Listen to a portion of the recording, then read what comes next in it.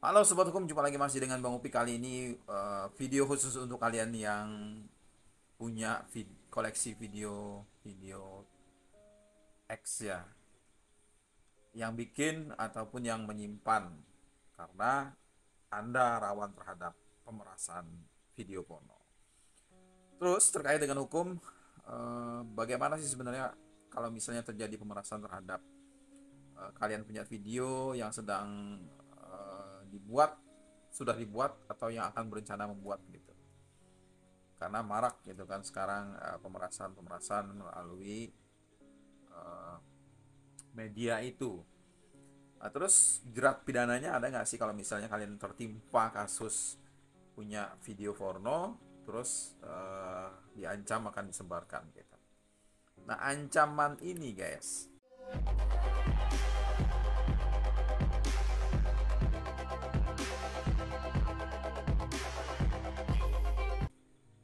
ini adalah salah satu bentuk pemerasan yang biasanya itu ya akan disebar di media sosial atau mungkin juga via WhatsApp dan lain-lain lah intinya ancaman itu menyebarkan video itu ke mana-mana gitu biar viral maksudnya, yang pada prinsipnya itu sama dengan sebenarnya sama dengan pemerasan dan pengancaman secara konvensional, cuman medianya aja yang berbeda, intinya lewat internet gitu kan. Jadi video dan foto pribadi kita itu termasuk ke dalam informasi elektronik dan atau dokumen elektronik. Jadi itu harusnya dilindungi gitu. Kalau misalnya terjadi pemerasan berarti telah terjadi tindak pemerasan atau pengancaman di dunia cyber. Nah, ini diatur dalam pasal 27 ayat 4 Undang-Undang ITE, guys. Di mana setiap orang dengan sengaja dan tanpa hak mendistribusikan dan atau mentransmisikan dan atau membuat dapat diaksesnya informasi elektronik dan atau dokumen elektronik yang memiliki muatan pemerasan dan atau pengancaman. Nah, ini jelas pasalnya.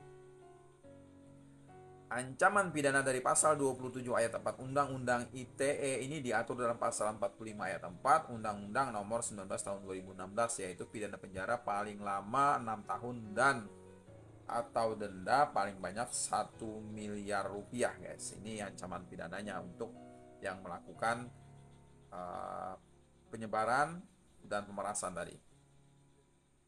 Nah, kita lihat penjelasannya lagi di pasal 27 ayat 4 Undang-Undang nomor 19 tahun 2016 tadi ya. Ketentuan pemerasan dan atau pengancaman yang diatur dalam pasal 27 ayat 4 Undang-Undang ITE dan perubahannya mengacu pada pemerasan dan atau pengancaman dalam KUHP juga kan. Jadi jelas pidananya jelas, aturannya jelas. Kemudian bagaimana jika si pelaku ternyata tinggal di luar negeri, tidak di dalam negeri, tidak di Indonesia gitu. Nah, Undang-Undang ITE juga sudah mengatur ini dan perubahannya itu secara prinsip mengatur batas teritorial suatu kejahatan cyber itu secara borderless ya, tidak ada batas. Jadi yurisdiksi Undang-Undang ITE dan perubahannya tidak hanya berlaku di wilayah lingkup Indonesia, tapi juga berlaku atas kejahatan yang dilakukan di luar wilayah teritori Indonesia. Misalnya ada uh, yang tinggal di luar ya, di Eropa, Amerika, mencoba melakukan pemerasan terkait dengan foto atau video uh, porno kita tadi itu. Nah, pasal 2 Undang-Undang ITE itu menegaskan bahwa Undang-Undang ITE dan perubahannya berlaku untuk setiap orang yang melakukan perbuatan hukum sebagaimana diatur dalam Undang-Undang ITE dan perubahannya, baik yang berada di wilayah hukum Indonesia ataupun berada di luar wilayah hukum Indonesia yang memiliki akibat hukum di wilayah hukum Indonesia dan atau di luar wilayah hukum Indonesia dan merugikan kepentingan Indonesia. Nah, ini jadi pasal pelaku perbuatannya pun ada walaupun itu di luar Indonesia, di luar batas teritorial. Nah, perbuatan pemerasan ini termasuk dalam kategori perbuatan yang memberikan akibat hukum di wilayah hukum Indonesia. Meskipun pelakunya itu di luar wilayah ya. Jadi dalam proses nanti tentu penyidik akan minta bantuan dari otoritas penegak hukum negara terkait untuk membantu atau secara bersama-sama mengungkap kasus ini. Biasanya tuh Interpol ya, polisi internasional yang bekerja sama antar negara. Terus bagaimana kita melaporkannya kalau misalnya terjadi ini gitu? Karena ini adalah delik aduan ya. Jadi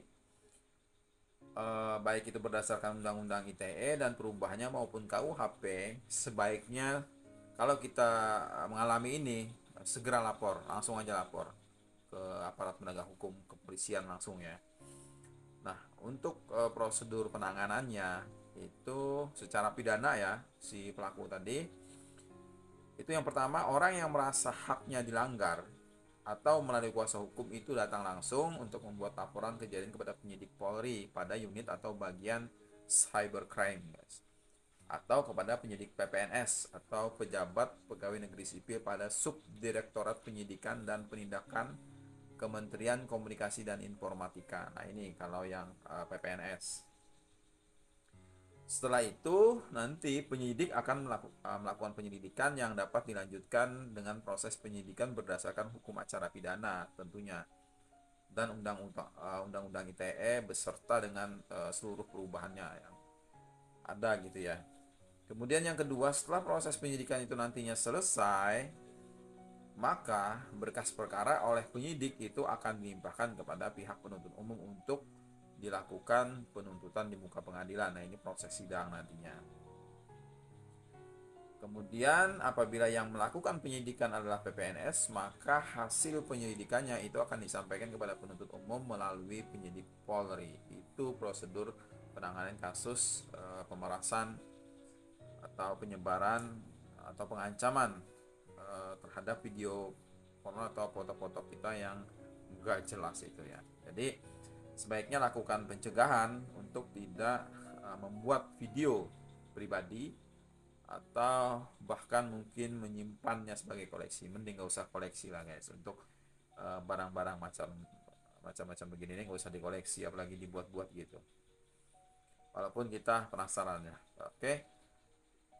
Terima kasih sudah pantengin terus channel ini. Jangan lupa tetap like, share, komen, dan subscribe. Kita akan terus berjumpa lagi nanti dengan video-video pojok hukum yang lain. Kita akan bahas terus, kita akan kupas terus, kita akan review terus. Terima kasih. Ciao.